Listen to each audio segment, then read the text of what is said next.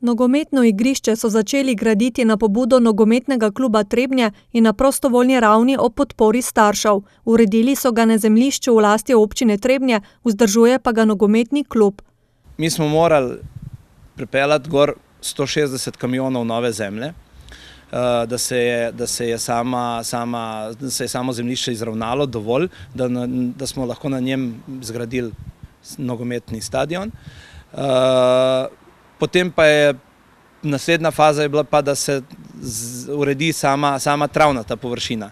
V 2 letih so jo uspeli urediti do takšne mere, da lahko na njej igrajo nogomet. Predtem pa so morali zadostiti minimalnim pogojem za pridobitev licence za izvajanje nogometnih tekem. To nam je tudi uspelo, s tem, da smo igrišče ogradili tako, kot je potrebno, z vseh strani.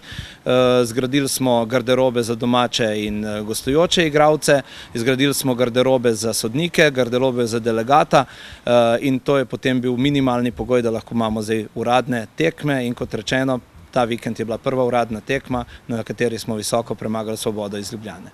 Klub sicer deluje od leta 2009, prve tekme so odigrali 2 leti pozneje.